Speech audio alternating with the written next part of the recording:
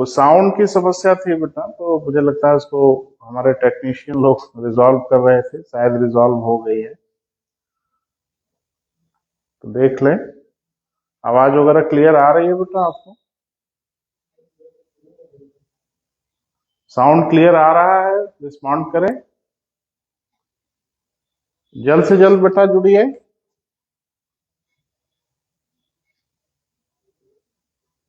आवाज चेक करें बेटा, साउंड वगैरह सब क्लियर है ना? कुछ परेशानी, आज कुछ साउंड की परेशानी लग रही है, तो ज्यादा से ज्यादा मित्र हमारे जुड़े।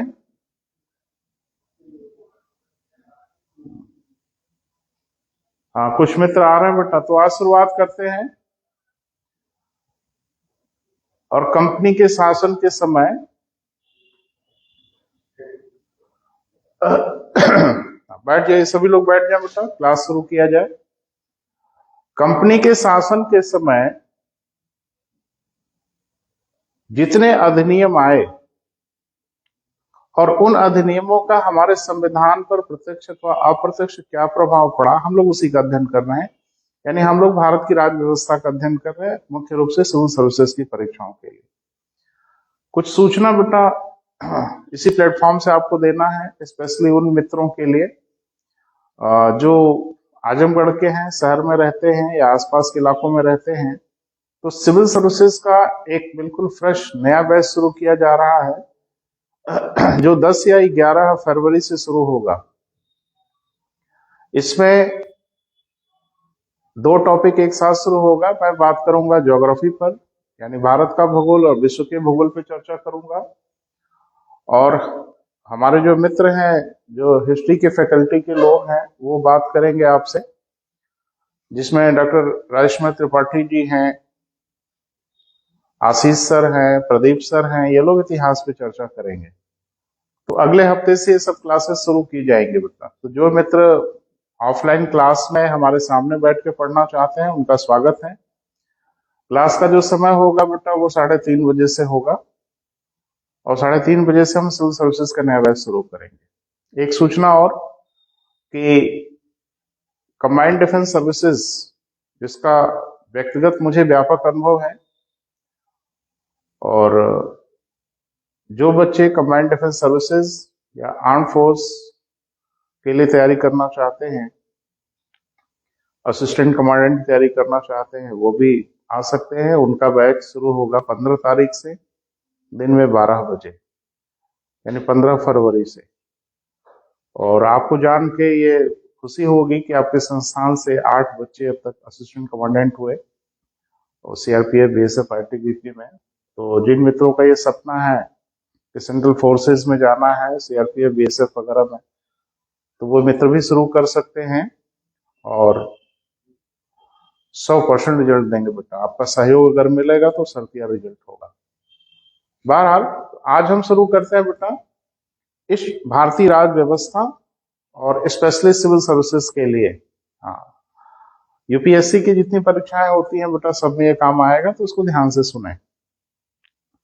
और जिन मित्रों को जरूरत महसूस हो, वो इसका नोट्स भी बना सकते हैं वीडियो को देख के। ये वीडियो यहाँ तो रहेगा ही, साथ में इसको थोड़ी देर में YouTube channel Arya career point पे भी अपलोड कर दिया जाएगा। तो शुरुआत की जाए बेटा, आपसे बात की जाए।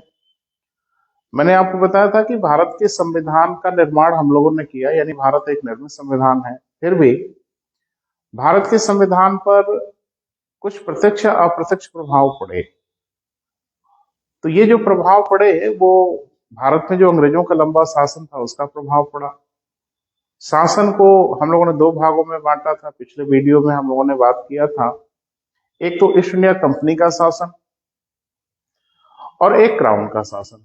तो ईस्ट इंडिया कंपनी के शासन के समय जो अधिनियम आए थे, मैंने एक दिन आपको नोट कराया था, वो रिलेटिंग एक्ट 1773, चार्टर अधिनियम यानी charter act 1793, charter act 1813, charter act 1833, और चार्टर एक्ट 1853, जिसे अंतिम चार्टर एक्ट भी कहा जाता है। तो बाकी की चर्चा आपकी क्लास में हो चुकी है बेटा। आज हम लोग बात करेंगे चार्टर एक्ट 1853 की। तो किन परिस्थितियों में यह आया, इसके क्या प्रभाव पड़े, किस किस तरह से ये भारत को प्रभावित किया, क्या विरासत की कुछ चीजें आज भी हमारे संविधान पे असर डालती हैं, ये सब की हम चर्चा करेंगे। और कुछ इसमें चीजें बहुत महत्वपूर्ण हुई थी जिसका अध्ययन किए बिना संविधान का अध्ययन करना बेमानी होगा बेटा। तो थोड़ा सा उस तरफ हम लोग फोकस करते हैं, उस तरफ ध्यान देते हैं कि वो चीजें क्या थी जिनका हमारे संविधान पर असर हुआ, प्रभाव हुआ।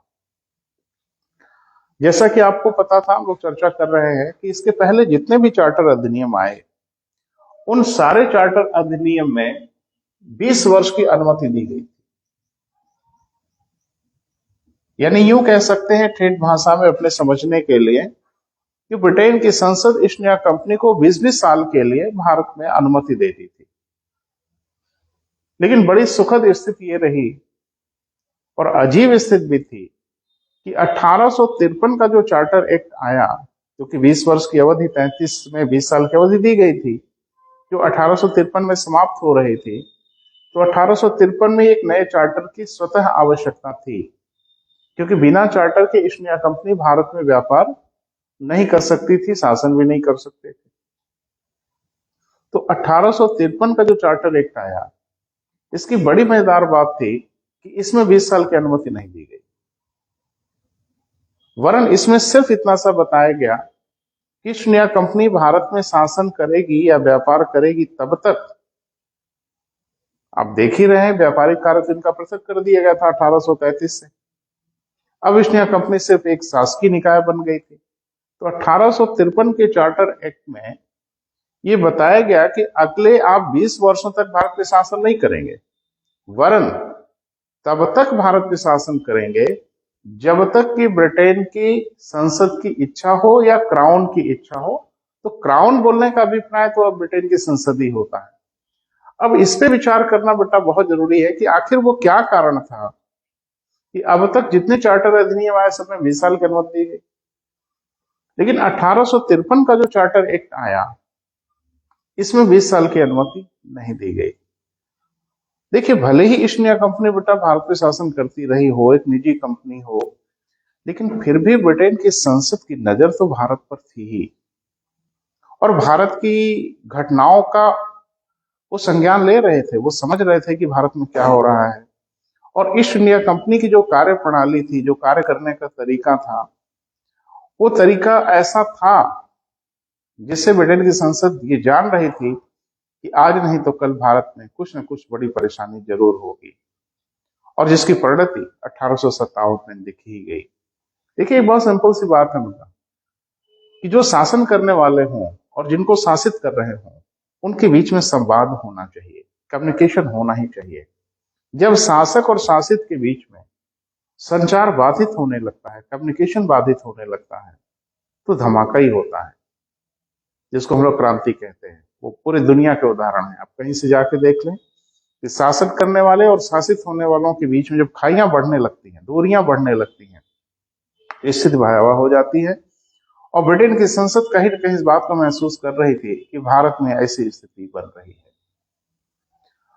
इन्हीं संभावनाओं को ध्यान में रखते हुए उन्होंने ईस्ट इंडिया कंपनी को 20 वर्ष तक के लिए शासन की अनुमति नहीं दिया, वरन क्राउन की इच्छाओं तक अनुमति दिया। और जिस आशंका को ध्यान में रख के ऐसा किया गया था, वो 1857 में आशंका सिद्ध भी हो गई। बहरहाल 1853 के चार्टर एक्ट की जो कुछ प्रमुख चीजें हैं जो आपके कंपटीशन में, प्रतियोगी परीक्षाओं में ध्यान रखना जरूरी है और बहुत आवश्यक है बेटा, इस पर नजर रखना ही होगा, उस पर हम थोड़ी सी चर्चा कर लेते हैं। एक तो हमारे यहाँ बड़ी गंभीर समस्या ये हो गई थी बेटा कि जो बंगाल का गवर्नर था उसे अब भारत का गवर्नर जनरल कहा गया। यानी अब वो दोहरी भूमिका का निर्वहन कर रहा था। एक तो बंगाल के गवर्नर का भी काम देख रहा था, अब वो भारत का भी गवर्नर जनरल था। ये तो ऐसे ही है ना बेटा कि हर प्रदेश का मुख्यमंत्री मुख्यमंत्री रहे और किसी एक प्रदेश का मुख्यमंत्री प्रधानमंत्री का भी काम देखे। तो जाहिर सी बात है, पार्शियलिटी की संभावना होती है, भेदभाव की संभावना होती है, और ये संभावना बनी हुई थी और ब्रिटेन में निरंतर इस बात की चर्चा हो रही थी कि भाई इसको ठीक किया जाए। तो 1853 में इसको ठीक भी किया गया। बंगाल के लिए एक पृथक लेफ्टिनेंट गवर्नर की नियुक्ति की गई 1853 के चार्टर एक्ट में। ये बड़ी महत्वपूर्ण सूचना। दूसरी परेशानी ये हुई बेटा कि भारत में एक बड़ा ही शानदार पद था जो विरासत में निर्मित हुआ, आज भी है, जिसको हम लोग कहते हैं कलेक्टर का पद। तो कलेक्टर के पद पे भर्ती को लेके भी बड़ी परेशानियां थी। तो थोड़ा सा हम इस पे बैकग्राउंड में जाके बेटा थोड़ा सा आपसे बात कर लेते हैं। वास्तव में कलेक्टर के पद का सृजन तो वारन हेस्टिंग्स ने किया था 1772 में। यानी कलेक्टर का पद जो बनाया गया था वो बनाया गया था 1772 में। थोड़ा इसको देखें बेटा। यानी कलेक्टर का पद जो भारत में बना, जो आज भी दिखता है, उस पद का सृजन जो हुआ था वो हुआ था सन 1772 में। लेकिन इसको आधुनिक स्वरूप जो प्रदान किया, जो वर्तमान कलेक्टर जैसे स्वरूप को लेके आए, वो थे लॉर्ड कॉर्नवालिस। इसीलिए कहा भी जाता है कि भारत में कलेक्टर के पद के जनक यानी पिता वारन हेस्टिंग्स नहीं, लॉर्ड कॉर्नवालिस है। उन्होंने इस पद को नया स्वरूप दिया, लगभग वर्तमान स्वरूप तक का कलेक्टर उन्होंने बना दिया। कलेक्टर का पद बहुत ही शानदार पद था तब भी और अब भी। मुझे लगता है ढेर सारे बच्चों का सपना है। अब यह था कि कलेक्टर के पद पे भर्ती कैसे होती थी। इसमें एक बहुत बड़ी परेशानी थी बेटा, उसको थोड़ा समझना है। एक्चुअल में कलेक्टर के पद की जो भर्तियां होती थी उसे ईस्ट इंडिया कंपनी के कोर्ट ऑफ डायरेक्टर के लोग करते थे। क्योंकि निजी कंपनी थी, इसमें भर्ती कैसे होगी कैसे नहीं होगी ये फैसला उनको करना था, सो वो करते थे। और जाहिर सी बात है, जब स्वविवेक से ही निर्णय करना होगा तो कोर्ट ऑफ डायरेक्टर किसको कलेक्टर बनाते होंगे ये आपको बेहतर समझ में आ रहा है। गड़बड़ी कहां हुई बेटा? गड़बड़ी हो गई सन 1833, जब ब्रिटेन की महारानी ने डिक्लेयर कर दिया कि भारत हमारा है और आप भारत पे जो शासन कर रहे हो वो एक ट्रस्ट के रूप में कर रहे हो, एक न्यास के रूप में कर रहे हो। तो जाहिर सी बात है कि भारत के प्रशासन पर भी कहीं ना कहीं ब्रिटेन की महारानी का नियंत्रण हुआ। तो अब इस विषय में भी वो निर्देश देने की दशा में थे। और 1853 के चार्टर अधिनियम में ये स्पष्ट कहा गया कि अब कलेक्टर की भर्ती प्रतियोगी परीक्षा के आधार पर होगी। यानी अब जो भी भर्तियां होंगी वो कॉम्पिटिटिव एग्जामिनेशन से होगी। अब इसमें समस्या ये थी बेटा कि पहली बार परीक्षा होनी थी, पहली बार भर्ती होनी थी। तो इसके लिए तो पूरा ढांचा, पूरा सिस्टम बनाना होगा। इसके लिए सन 1854 में लॉर्ड मैकाले की अध्यक्षता में एक आयोग बनाया गया। क्यों बनाया गया बेटा? कि सिविल सर्विसेज की परीक्षा किस प्रकार हो, उसका स्वरूप कैसा हो, उसकी डिजाइन कैसी हो। भाई 1853 के चार्टर एक्ट में सिर्फ ये कह दिया गया कि अब भर्ती प्रतियोगी परीक्षा के आधार पर होगी।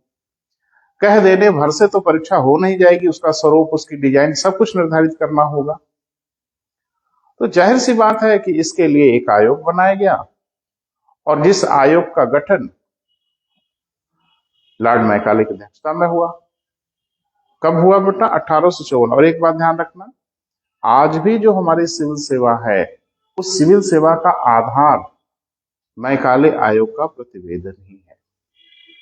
ये डिफरेंट कॉम्पिटिटिव एग्जामिनेशन में आपसे पूछा गया कि वर्तमान सिविल सेवाओं का आधार क्या है, तो आधार कोई और नहीं बेटा, 1854 लॉर्ड मैकाले की अध्यक्षता में जो आयोग बनाया गया था सिविल सेवाओं के लिए, आज भी वही है। मैकाले ने उसी वर्ष अपना प्रतिवेदन प्रस्तुत कर दिया और मैकाले ने अपने प्रतिवेदन में वो सारी कंडीशन निर्धारित कर दी जो कंडीशन इस परीक्षार्थियों के लिए आवश्यक था। तो थोड़ा सा सुन लें। उन्होंने कहा कि सिविल सेवा की परीक्षाओं में, यानी उस जमाने में जो सिविल सर्विसेज उन्होंने निर्धारित किया, यानी कलेक्टर पद की भर्ती के लिए उम्र सीमा 18 से 23 वर्ष होनी चाहिए। दूसरा, उन्होंने कहा कि इस परीक्षा में वही पार्टिसिपेट करेंगे जो ग्रेजुएट होंगे।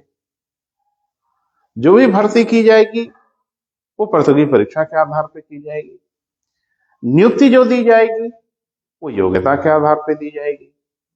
मैकाले ने यह भी रिकमेंड किया कि पद स्थापित होने से पूर्व परिवीक्षाधीन अवधि पर भी रहना होगा, यानी प्रोबेशन पीरियड पर भी रहना होगा।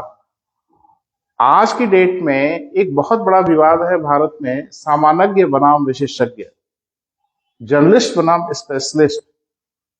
आप देखते हैं कि जो सिविल सर्विस के लोग हैं वो सामान्यज्ञ हैं, और इस सामान्यज्ञ सेवा का प्रभाव विशेषज्ञ सेवाओं पर है। एक डॉक्टर जो होता है ना बेटा, वो एमबीबीएस करता है, वो एक विशेषज्ञ होता है। एक इंजीनियर जो सरकारी विभाग में होता है वो इंजीनियरिंग की पढ़ाई करता है, वो विशेषज्ञ होता है। और जो सिविल सर्विस में लोग जाते हैं वो विश्वविद्यालयों के साधारण स्नातक उनकी योग्यता है, और जब ये सिलेक्शन लेते हैं या जब ये सिलेक्ट होते हैं, ये विशेषज्ञों के ऊपर ही अपने अधिकारों को प्रदर्शित करते हैं और वो अधिकार क्षेत्र में आ जाते हैं। अरे आप सिंपल है कि किसी जिले का कलेक्टर उस जिले के गवर्नमेंट हॉस्पिटल पे भी नजर रखता है, वो भी उसी के नियंत्रण में है। तो ये बड़ा कंट्रोवर्सी हो गई भारत में कि बड़ा कौन है, सामान्यज्ञ बड़ा है कि विशेषज्ञ बना है। ज्ञान के क्षेत्र में अगर देखें तो विशेषज्ञ का ज्ञान स्पेशल क्षेत्रों में है। विश्वविद्यालयों का जो साधारण स्नातक है उसके पास कोई स्पेशलिटी नहीं है, लेकिन चूंकि वो सिविल सेवा का राह पकड़ा इसलिए वो सबको नियंत्रित कर लेता है। ये जो कंट्रोवर्सी है आज के डेट में, इस कंट्रोवर्सी के जनक भी कहीं ना कहीं लॉर्ड मैकाले ही हैं। तो मैकाले ने बेटा ये रिकमेंडेशन दिया। अब मैकाले के रिकमेंडेशन पे पहली परीक्षा जो आयोजित हुई सिविल सेवा की, वो परीक्षा का आयोजन हुआ इंग्लैंड में सन 1855 में। और ये बड़ी मजेदार बात है कि हमारे यहाँ जो सिविल सेवाओं का प्रारंभ हुआ वो ब्रिटेन और यूएसए के पहले हुआ। तो पहली परीक्षा का जो आयोजन हुआ वो कहाँ हुआ बेटा? वो आयोजन हुआ लंदन में हुआ। योग्यता मैंने बता ही दिया। ये सब के पीछे सिर्फ एक उद्देश्य था कि इसमें भारतीय भाग न लेने पाए। मैकाले ने कहा था कि इसमें सभी लोग भाग ले सकते हैं, भारत के भी लोग और ब्रिटेन के भी लोग, लेकिन सेंटर इंग्लैंड में रख देने का अभिप्राय क्या है आप बेहतर समझ पा रहे हैं। फिर बाद में एक रिपोर्ट आई थी मॉन्टेग्यू चेम्सफोर्ड की 1919 में।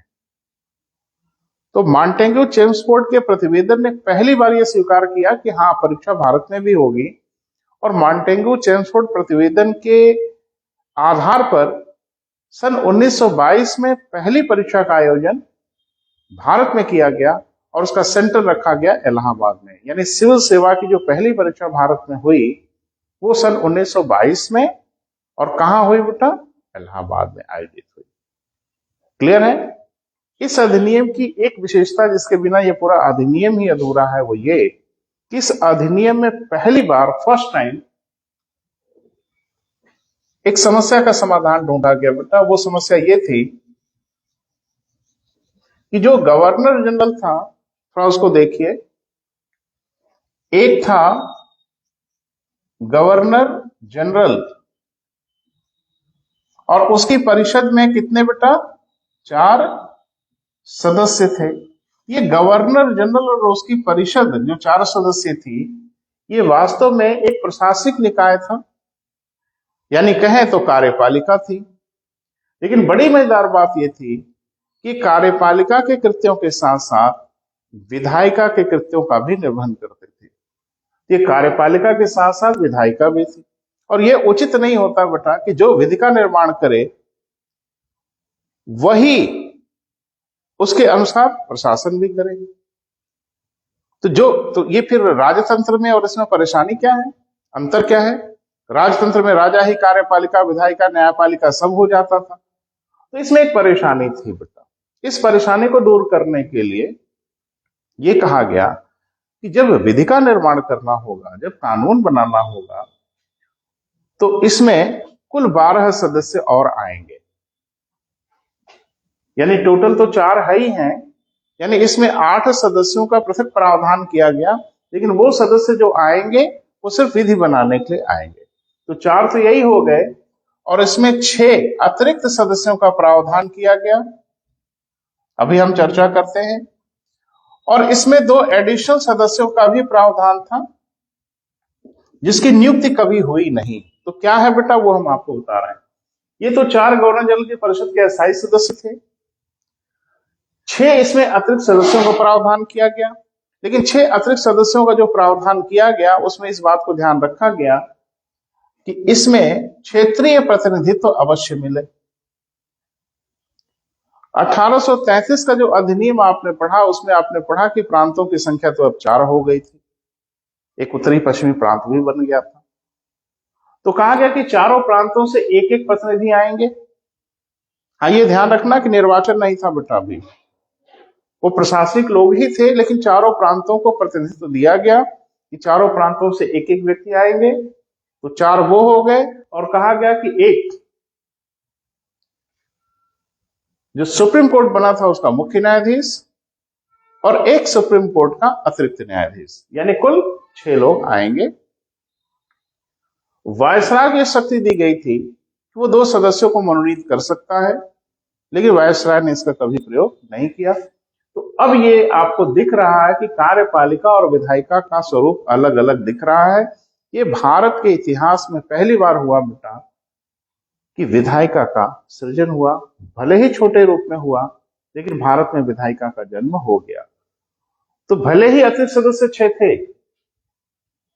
लेकिन आप देखोगे कि अतिरिक्त सदस्यों की संख्या बढ़ते बढ़ते बढ़ते बढ़ते 1919 तक द्विसदनी व्यवस्था में कन्वर्ट हो गया, और 1935 तक आते आते ठीक ठाक 2 सदन बन गए, और आज की विधायिका का कुछ छोटा सा स्वरूप वहां दिख रहा था।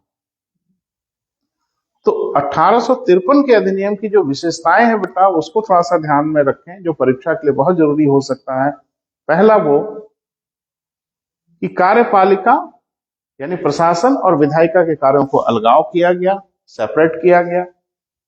दूसरा कि सिविल सेवा की भर्ती के लिए प्रतियोगी परीक्षा का प्रावधान बनाया गया, लेकिन ये समस्या थी कि सिविल सेवा का प्रावधान बन जाने भर से परीक्षा तो नहीं हो जाएगी, पहली बार ये काम किया जाना था, तो आयोग बनाया गया लॉर्ड मैकाले की अध्यक्षता में 1854 में, और 1854 में ही उन्होंने प्रतिवेदन दे दिया, और उन्हीं के आधार पे सन 1855 में पहली परीक्षा इंग्लैंड में हुई।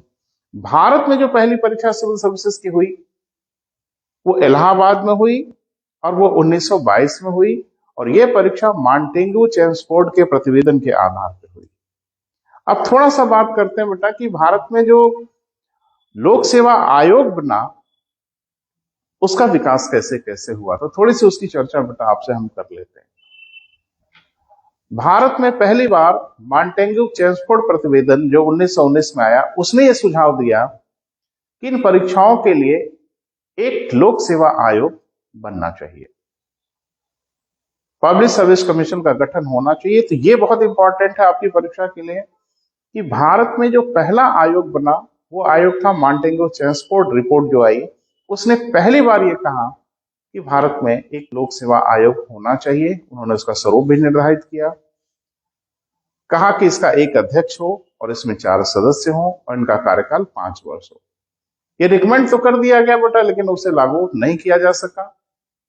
फिर उच्चतर सिविल सेवाओं के लिए एक आयोग भारत में आया जिसको हम लोग ली आयोग के नाम से जानते हैं, जो 1923 में आया। ली आयोग ने फिर रिकमेंड किया कि लोक सेवा आयोग का गठन होना ही चाहिए, और 1926 में भारत सचिव ने लोक सेवा आयोग का गठन किया, जिसका एक अध्यक्ष और 4 सदस्य थे।